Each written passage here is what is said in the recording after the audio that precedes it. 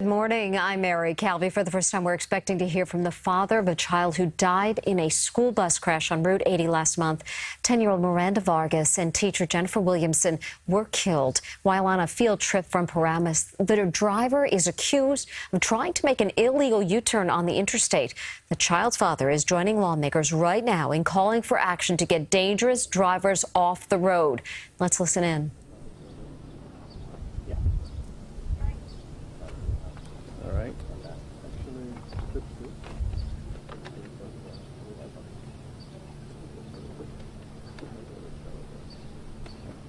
You ready, Congressman? Okay. Sorry. Please, Councilwoman. Good morning. I'm River Edge Council President Ellen Bustede. On behalf of the Borough of River Edge, I welcome you today to our community. I'd like to thank Congressman Gottheimer for selecting one of River Edge's gems, beautiful Brookside Park, as the backdrop for today's announcement. An announcement which is about keeping our children safe. Thank you, Congressman, for your leadership. And to Mr. Vargas, please know that the Borough of River Edge mourns with you and all of Paramus as a result of these tragic events. It is my distinct privilege to introduce an advocate for each and every one of Bergen County's nearly 1 million residents, our County Executive, Jim Tedesco. Thank you. Thank you, Ellen. Good morning. What happened to the students and teachers of Eastbrook Middle School should have never happened. And we can't let it happen again. Our community is heartbroken. Families will never be the same. While we cannot prevent every accident, there are steps that we can take to make accidents less likely and keep passengers safe if an accident does occur. That's why I'm proud to stand here today in support of the Congressman's legislation. This is common sense reform and legislation. When schools or other organizations are making decisions that impact the lives and well-being and safety of our children, they need to have all the available information. When it comes to kids, we just can't afford to be in the dark about the people who are responsible for their well-being. I strongly urge the rest of New Jersey's congressional delegation to support this legislation and protect the kids and their families from future tragedy.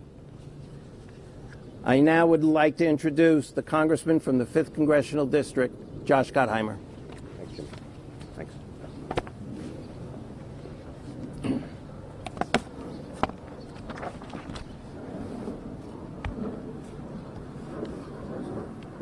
Flaus, if I put your, is this okay if I put it here? Sorry. Thanks. Thank you, Councilwoman, for welcoming us here at River Edge this morning. Thank you, Jim, for your remarkable leadership, both as our county executive and as a lifetime firefighter and first responder, and for always standing up for our families. Finally, and we'll hear from Mr. Vargas in a minute, but I just want to begin by thanking you, Giovanni, for standing with us today, for the strength you are mustering, and the courage you are showing all of us by being here in what we all know is an incredibly difficult time for you and for your family. It's said in Scripture that we look through a glass darkly. It's unfathomable to all of us that we lost Jennifer Williamson Kennedy, such a wonderful Paramus teacher, and your beautiful, sweet, smart daughter. And the pictures you showed me in my office that day, and after speaking to several of Miranda's friends, it's clear to me that Miranda lit up every room that she was in. She was larger than life. Giovanni, your commitment here to Miranda's life and legacy and to ensuring the lessons of her loss save the lives of others is enough to bring all of us to tears and enough to bring all of us to action. As I promised you in my office a few weeks ago, I'll do everything in my power to support you and to support our children as we work toward our ultimate goal, that no parent should experience what you and your family have. Today we are here to honor Miranda Vargas with concrete action by ensuring that schools know who is driving their buses and strengthening the background check system. Those who aren't qualified to drive our children must not be behind the wheel of a school bus. The Miranda Vargas School Bus Driver Red Flag Act, or what will be known as Miranda's Law, will be sure that when a school bus driver has any driving infraction beyond a parking ticket, the school or school bus company will receive an alert about the infraction from the Department of Transportation within 24 hours. After that accident in Mount Olive, and after we heard reports of the driver's record, I received countless calls from people who wanted to know, how was this possible? How could someone with 14 license suspensions be allowed to get behind the wheel and drive children? As a father of a 9-year-old and a 6-year-old, and as a member of Congress, I asked myself the same very question. Who is behind the wheel of my child's bus? Who's driving them to their next event or field trip, or driving any of our children to school every day? Well, in my office we got to work, chasing a key question. Where are our laws behind the times, and are there steps we could be taking to help prevent another tragedy? After all, no parent should be worried about their child's safety on his or her way to school. So we ended up taking on 2 challenges we wanted to solve. First, the lack of seatbelts in our school buses, and I'll talk more about that in a minute. The other, and what we're focused on today, the background of school bus drivers. Right now, a bus driver can get a license and then go months without their employers receiving updates on their background. Months. Under current federal regulations, employers of school bus drivers are required to check their employees' driving history records annually. So if a driver fails to self-report a DUI or reckless driving or a license suspension, it could be up to 364 days before a school district or motor carrier obtains that information. 364 days. Yes, that's 364 days that the school bus driver is behind the wheel driving our children. Research has shown that only 50 to 80% of commercial drivers, including school bus drivers, actually self-report violations. That is a serious safety risk, because suspended drivers have a crash rate 14 times higher than other drivers. The National Transportation Safety Board, or the NTSB, found a lack of driver oversight to have caused fatal bus crashes in Chattanooga, Tennessee, and in Maryland. As for the Paramus crash, the law enforcement investigation, as you all know, is still ongoing. But I will say this. If you have your license suspended 14 times, 14, you should not be driving our school children. Here's another stunning fact. According to CBS News, on average across the nation, at least once a week, a school bus driver is arrested for charges as serious as driving under the influence. In 2013, New Jersey drivers with up to 64 license suspensions and multiple DUI convictions were able to get licenses to operate school buses. These are the kind of drivers who make illegal U-turns in the middle of a busy highway. No parent should have to worry that their child's school bus driver has DUIs or reckless driving violations. Miranda's Law will make sure that schools see red flags in real time, within 24 hours, to help remove dangerous school bus drivers from the road immediately.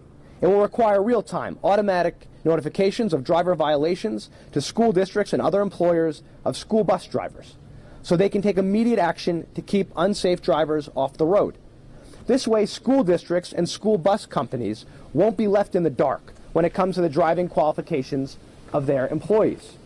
Here's how this works. Miranda's Law directs the Department of Transportation to build on its already successful pilot program and implement a nationwide employer notification system.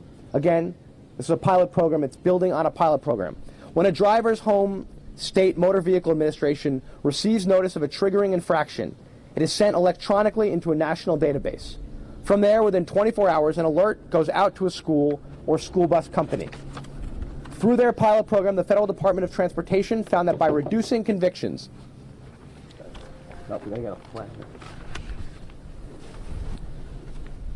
Through their pilot program, the Federal Department of Transportation found that by reducing convictions, injuries, and fatalities, these alerts would pay back at 15 to 1 and pay for setting it up in less than a year. Miranda's law will save lives and save dollars. And there's nothing partisan about it. It's not a Democrat or Republican issue. It's a mom and dad issue. And speaking of bipartisanship, I want to thank my Republican co-sponsor of this legislation, John Faso from New York, for his work as well. Admittedly, Miranda's law won't fix everything that caused this horrific accident. We still have work to do on areas like ongoing training for bus drivers. But it's clear that school districts need these red flags raised to them as soon as possible and as clearly as possible. It won't suffice for an agency to send an ambiguous letter or to rely on school bus drivers to report accidents, reckless driving, or DUIs. In fact, only 17 states even use a voluntary form of notification services, and New Jersey is actually not one of them.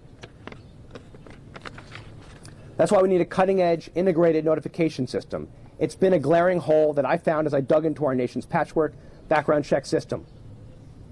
So we're way behind the ball when it comes to knowing who's driving our children. Way behind the ball. And we're behind the ball in New Jersey about knowing who's driving our children. It's time we catch up. As I said about a month ago, we also need to catch up on seatbelts, the other glaring issue that came to the forefront after the Paramus tragedy. And I want to give you a quick update on our progress there. Right now, only 8 states, including New Jersey, require seatbelts on large school buses. Only one state, California, requires lap and shoulder belts, the belts we all have in our cars, right? There are lap belts, and then that used to be then required, and the shoulder belts that we're all used to, the belts we wear in our cars and our SUVs and trucks. It amazes me, and in fact a lot of parents talk to me about this, how careful we are about what we do with our children in cars, right? We make sure that they're in the safest and most cutting-edge seats, safety, boosters and car seats, and if they're buckled in, we've got the latest airbags. I know it's something that I talk about when I go to get a new car, so does my wife. And yet here we go, sending our kids off to school with just lap belts here in New Jersey, and in 42 states, no requirements for any kind of seat belts. How is that possible that we do that? In May, building on what the safety experts of the NTSB formally recommended just last month, we introduced the Secures Act that will require every school bus in America to have lap and shoulder seat belts. The facts couldn't be clearer.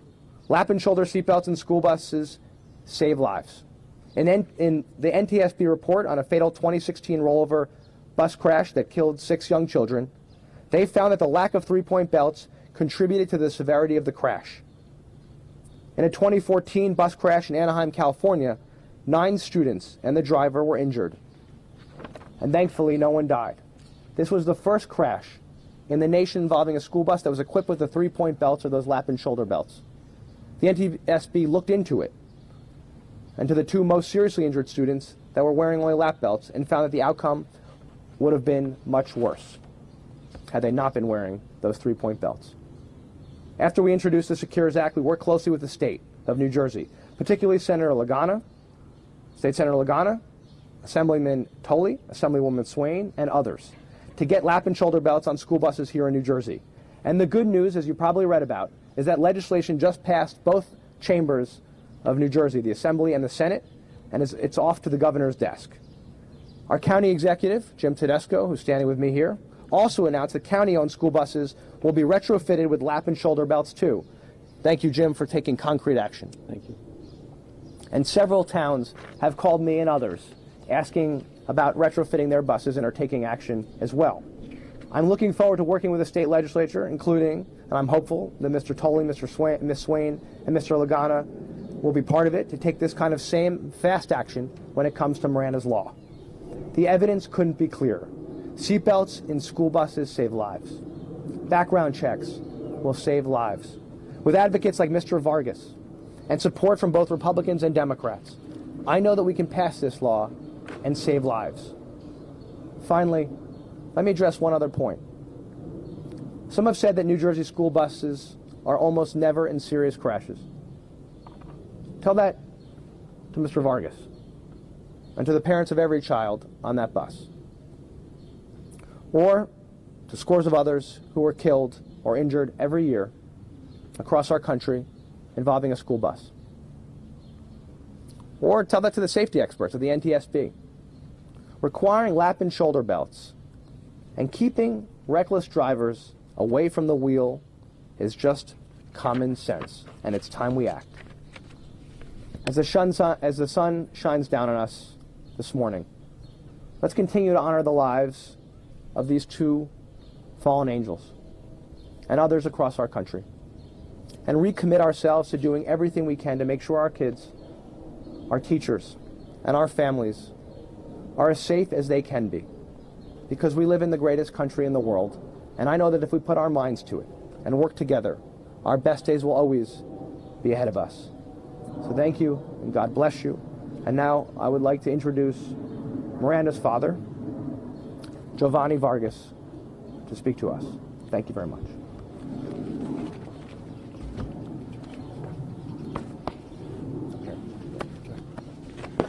Thank you, everyone. I knew this wouldn't be easy for me, but for my little one, there is nothing I wouldn't do. I will try my best to be clear so everyone can understand me, but as you would imagine, it's really hard to even talk about it.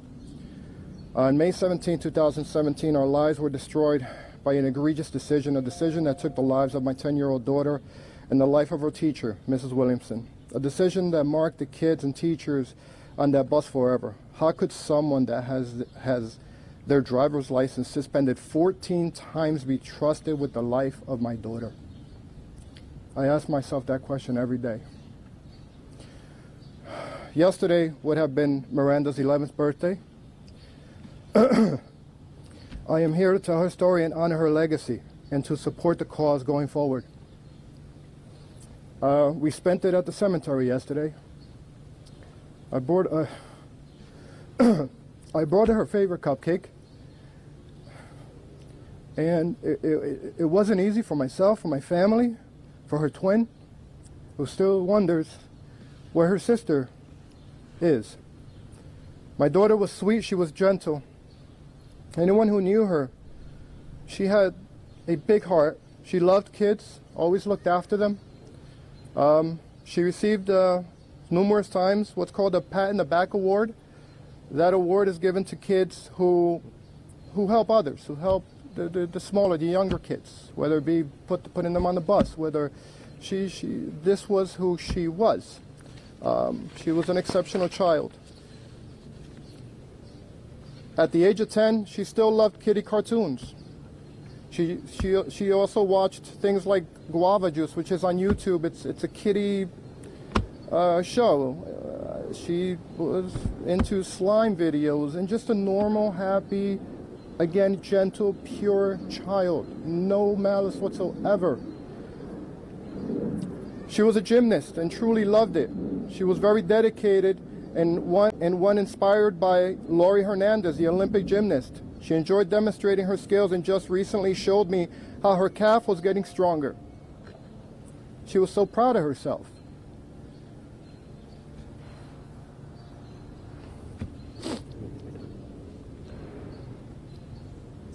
She also loved people like Ellen DeGeneres because, she certainly had the personality for it. She was a little bit of a clown herself.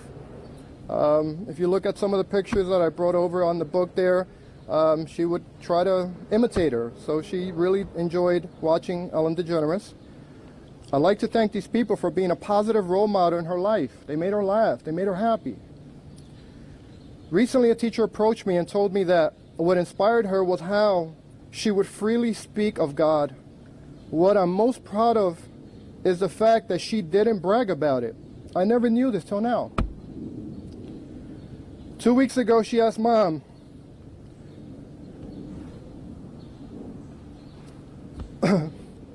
if there were any unicorns in heaven. She loved unicorns.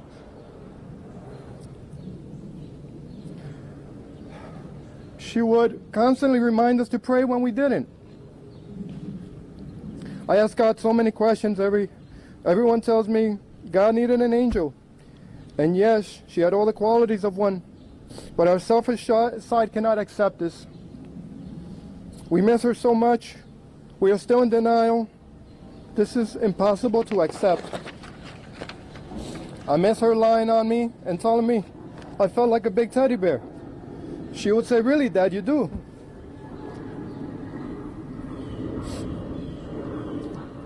She would do little things like pat my belly and say, call it fat belly belly.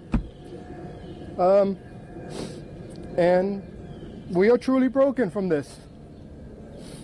This morning I was looking through pictures and realized that all I had left are memories. We had an inseparable relationship. When my girls were born, I told my wife I would dedicate my life to them. My wife and I did exactly that.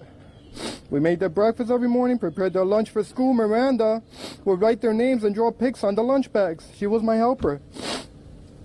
We went ahead, checked their book bags, helped with their homework, took them to the mall, went on walks, played games.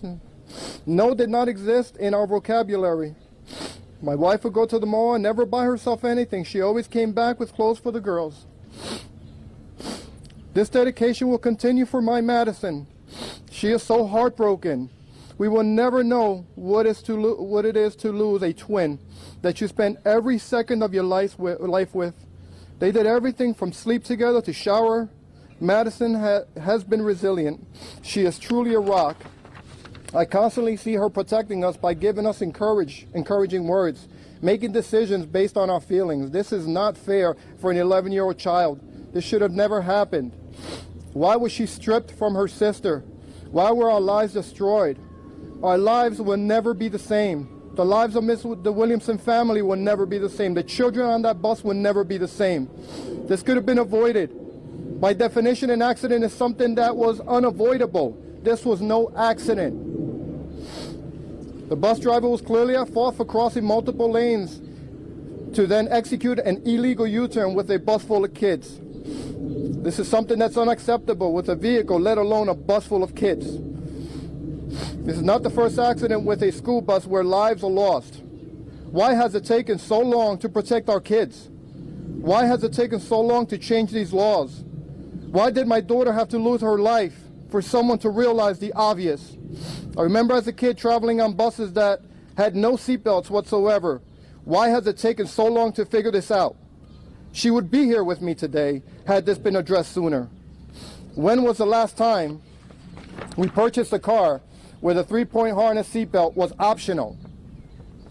Wearing our seatbelts is the law. We are not allowed to use our phone or text while driving. Why in the world would we ignore school buses?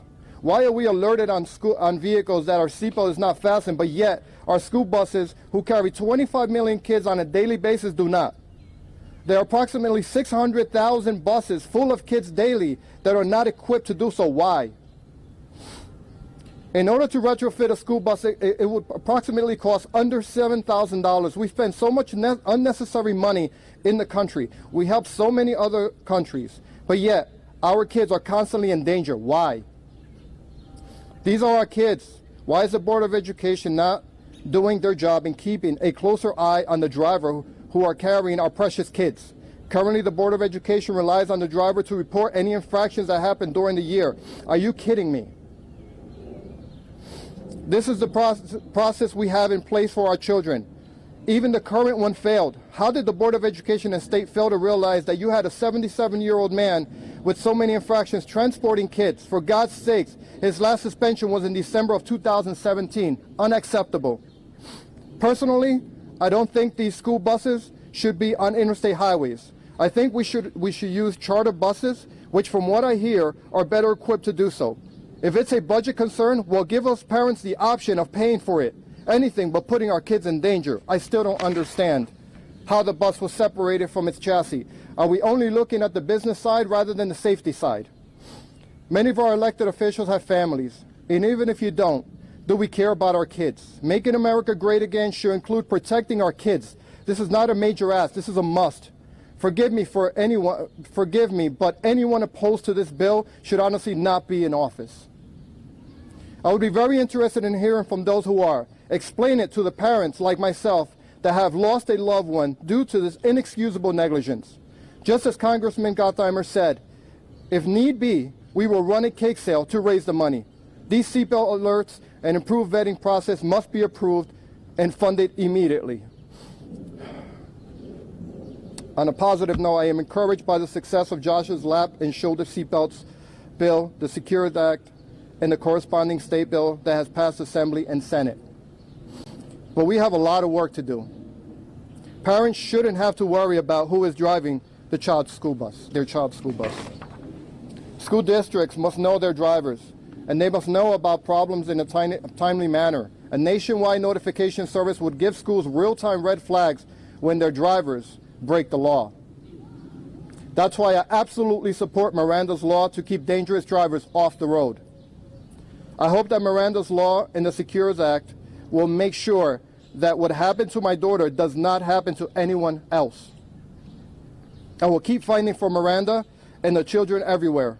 This will help us with our healing process. If it were up to me, I'd devote 24 hours a day to this cause, but I still have to work and support my family. Therefore, I call on every parent, politician, celebrity with a voice to help me in this cause. I can't do it alone. I'd like to thank the Paramus community as well. They have been very resilient, very supporting, and I don't have enough words to thank them for all the support. I'd like to thank Josh. He came to me as a parent before any kind of politician. He's a great man, and thank you. Thank you, Josh. And I'd like to thank everyone from across the country that has reached out. Let's come together and protect our kids. Thank you. Thank you. Thank you so much. Thank you. Thank you. That's beautiful. Thank you. Thank you. Thank you, sir. Thank you. Thank you. Thank you. Thank you, Giovanni. And we can take questions afterwards. I know that Giovanni has some pictures with Miranda if anyone wants to look at them. She's really beautiful if you're up to it. They're right behind. Okay, so we'll take a look at them. And if anybody has any questions, we're happy to talk to you after. If anybody needs anything. Thank you for being here today. And Marcus, I could just ask you a question, if you could. If you could step forward, please. If you can just explain why this is so important for you to do this in your daughter's memory. Miranda was a child, as I mentioned, that loved children. Just yesterday, one of the parents came to me and said, you know, your daughter always looked after mine. Same age. She just looked after her. Didn't allow her to be bullied, would walk her to class. She was just a very loving child, and she was constantly trying to help others. In our church, we have many children as well, and she would be the first to help the younger kids. As far as I'm concerned, it's the least I can do for her. I want to carry out her legacy. Miranda she had a heart the size of this park. It's the least I can do as her father, and I think it's what she would want me to do. She wants me to stand up and fight for this, and I truly believe in it. Congressman, could you just repeat for us again what your legislation would do in terms of which violations would need to be reported quickly? Of course. Thank you for the question. The way the law is set up is anything beyond a parking ticket involving driving a school bus for the driver of the school bus must be reported which gets alerted to the Department of Motor Vehicles in a state, which then will go automatically to this database. That information within 24 hours will then go to the school district, because in some school districts they own their own buses and operate their own buses. In other districts they use school bus companies. So either the bus company or the school district will be notified. If there's a reckless driving violation, and if the bus driver is driving his or her own car and has a reckless driving, is driving 100 in a 40 or a 50, and gets in trouble for reckless driving, not a parking ticket, but reckless driving, that's part of the notification system. Obviously, more serious infractions up the line also will be notified to this database, which goes back. What we're seeing is that the reporting times, as I mentioned, actually can be quite long, up to 364 days actually by the law in terms of when background checks are required. So you could have these huge gaps, and there's self-reporting requirements in a lot of states, not in New Jersey, but self-reporting requirements in a lot of states. But we know that 50% or so are actually reporting, and that if somebody has a suspended license, which they're likely not reporting, they're 14 times more likely to have an accident. So we know these facts, and there's a hole in the system, and we should fill it. So this would be reported to a federal database that would, Yes. the first report goes to the To the state, the state finds out if you have an infraction in New Jersey, the infraction goes to motor vehicles in New Jersey. It will kick it to the database. It just will have an automatic kick to the central database. Also, if you have a violation and say you're driving, say a bus driver is driving for the weekend from New Jersey but is in Pennsylvania and going 100 miles an hour in Pennsylvania or gets a DUI in Pennsylvania, right? Also, the motor vehicles in Pennsylvania would send it to the central system. An alert would go back to the New Jersey school district or to the employer, right? So you're trying to fill all the holes here of what happens. You know, why should we have somebody with a long record like the incident in Paramus? But it's not just in Paramus, unfortunately. As CBS News reported, it's every day there's an incident. So we should just make sure we fill the holes, right? Yes. In the release it says that the new EMS would pay back 15-to-1 in the first year. Can you explain what the costs are and how it would pay back? Sure. And some of these questions you can direct to the Department of Transportation, this administration's Department of Transportation, where they conducted, the Department of Transportation conducted these pilots, and what they found was that they're based on the costs of crashes you're preventing, medical you're preventing, other injuries you're preventing. They calculated out the costs of building the system, right? I mean, we know now we've got more power in our iPhones than used to run the space shuttle.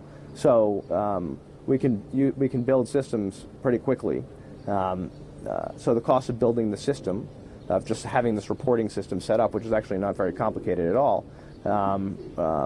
that's where they based their return on. They say within a year it'll be paid back for the back end of the system. Right. No, the DOT has it of building it out. I know they did it for a couple states, and they're extrapolating out the costs, and also every day technology gets less expensive to build these things. But the bottom line is, from my feeling, and I'm sure Mr. Vargas would agree, if we save one life out of this process, it was worth the investment. Congressman, a couple of questions, if I may. Please. Can you explain how this legislation would have made a difference in this example, since we know that the bus driver, that the school district was informed by the state agencies of the driver's suspension last December? And the second part is, when you've got a contract company providing school bus transportation, right, how does the school district find out or know that the bus company is acting on the notifications it received? Two excellent questions. The first, to answer your first question, well, I'll take the latter one first. So in terms of, I imagine school districts, now that they'll have that information, will put in place, so if you have an outside vendor you're using or a bus company that you're using, will put in place requirements that as soon as they find out, if the school bus company is alerted, that they'll be required to immediately alert within an hour or two, right, or some period of time the school decides, to alert the Board of Education and the superintendent and others. That's not a high threshold, and I imagine they'll put that in place. And then, of course, it's up to the school districts to make the decisions they want to make. I can't make that decision for them. That's up to the individual school districts. In terms of this accident, and as you know, the Paramus investigation is still ongoing. I've also heard many conflicting reports, including from some of the officials themselves, about when they knew, what they knew, right, what kind of information they knew. And I'm sure this investigation, the investigation will bear that out, and we'll learn more. But here's what I do know. It seems that person shouldn't have been driving that bus. And if we have a regular system in place that's not spotty and questionable, and we know exactly what it is, and fill the holes of where the gaps are here, I'm hopeful that we can stop more accidents in the future and more tragedies like this one. And I think that's our ultimate goal. This isn't complicated, and neither are putting lap and shoulder belts in school buses. And if this is about saving lives and our children's lives, and I think we should be doing everything possible, including utilizing technology, as Mr. Vargas also said, to make sure we do that. But thank you for your questions. For the county executive, you said that the county is working to retrofit the bus fleet with those 3-point safety belts. Can you just update us on the status of that and when parents can expect to see all of the buses retrofitted?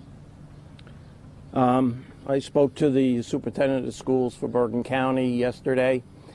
We have 51 buses here in Bergen County that take children back and forth to the county-run schools. We are now working with manufacturers of those different buses because we have 3 to 4 different manufacturers of the school buses.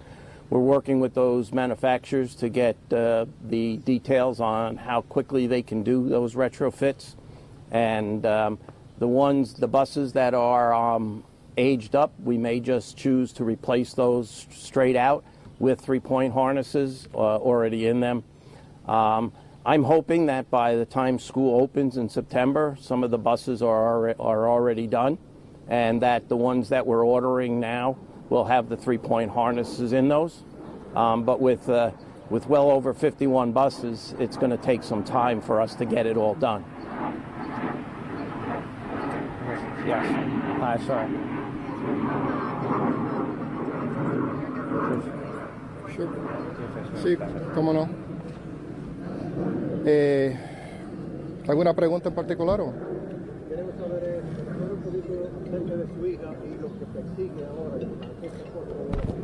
Bueno, básicamente lo que indiqué hace poco tiempo es que lo que le pasó a mi hija no debía de haber pasado. Lo que hizo el chofer obviamente no tiene explicación. Fue algo que me robó mi hija. Fue algo que se podía evitar. Además del chofer, hay otras agencias que también podían hacer ciertas cosas para evitarlo. Y si usted se pregunta qué ciertas cosas, bueno, básicamente las leyes que estamos intentando implementar hoy, que viene siendo los Seatbelts, y que viene siendo, por ejemplo, el estudio o mejor dicho, la investigación a los choferes que están manejando los buses cargando nuestros niños. ¿Habrá alguna excusa, señor, de que un chofer con 14 veces la licencia suspendida pueda estar manejando? No lo hay. Sinceramente, esto ha sido un error increíble, algo que sinceramente ellos debían de haber captado esto hace mucho tiempo atrás. Es más, antes de esto ocurrir, usted a lo mejor se acuerda, estando en los buses sin cinturón ninguno. Eso es algo que sinceramente se ha ignorado por mucho tiempo. Afortunadamente le costó la vida a mi hija, pero como él acaba de preguntar, ¿por qué estoy aquí parado? Es porque, número uno, ella ayudaba mucho a los niños, quería siempre ayudar a los niños. Esperaría esto de papi. Ella no quiere que papi se sienta en la esquina a llorar, aunque es inevitable, pero ella espera que yo me pare aquí y básicamente hable por los niños que todavía están bien y todavía tienen la oportunidad de vivir y tener una vida normal. Usted dijo que ella era una niña muy dulce. ¿Lo puedes hablar de eso? Ella era una persona, mire, hoy en día los niños de 10 y 11 añitos ya van para 21, ya sabemos eso, ¿no? Ella era una persona que, como le indiqué en inglés, le gustaban los muñequitos de niños, porque diferentes, pero a ella le gustaban los de niños. Le gustaba pasar tiempo con niños mitad de la edad de ella, 5 añitos, 6 añitos. Ella sinceramente no pasaba mucho tiempo con los niños de la edad de ella. Las cosas que ella miraba, por ejemplo, en la computadora, obviamente yo siempre monitoreando la computadora, etcétera, pero yo con ella no tenía que hacerlo, porque ella siempre estaba mirando cosas tan inocentes, cosas que tenían que ver con muñequitos, como me indiqué, con un muñequito que se llama guava, son cosas de niños. Ella nunca discutía con nosotros. Yo le decía, mi amor, por favor, cámbiate, por favor, alístate esta mañana o lávatelo. Está bien, papi. Era sinceramente un angelito. Y por eso muchas personas me dicen que Dios necesitaba un ángel. En parte mía entiende eso, pero me rompe el alma aceptarlo. No sé si le contesté la pregunta bien. ¿Era su cumpleaños ayer? Su cumpleaños era ayer, correcto. Su cumpleaños fue ayer. ¿Qué pasó en su casa? Mi casa, para serle bien sincero, yo dije que yo quería celebrar ese día, basado en la persona que ella era. Ella era una persona con mucha energía, siempre sonriendo. Si mira las fotos se da cuenta. Yo quería continuar eso. No quiero que la hija mía, Madison, se críe pensando que ese día es un día de depresión, un día de llorar, un día de sufrir o pensar cosas negativas, ¿no? Intenté todo lo posible para celebrarlo. Muy difícil, no le miento, para mami y para mí muy difícil. Pero al contrario, gozamos con la niña. ¿Cuál sería su mensaje a las autoridades? Just see if there's any other questions before, and is that okay? We just wanted to make sure we get everyone else together. Anybody else had any questions before we go on? One of the sort of the logistical things is confusing me a little bit. Let's say a bus driver from New Jersey is in Pennsylvania and gets a speed ticket or a reckless driving. Yes. Wouldn't all of those have to be? Wouldn't everybody's have to be reported then? Because they're not going to know he's a bus driver. I think the central database knows commercial licenses. So when that person's name goes in, correct. You're talking about To the central flag. Because he has a CDL. Right, because he has a CDL, a commercial driver's license. Exactly. So it's tagged differently in the system. In the federal database. Exactly. Right. So the Pennsylvania one will go in, they'll match, kick it back out. Right. It actually. Yeah. No, the state is just reporting in, but the state and federal, the CDLs are. Okay. Thank you all very, very much, and you see with the buses we're already getting some action. Excellent. Okay. Thank you all. Have a very nice weekend. Thank you.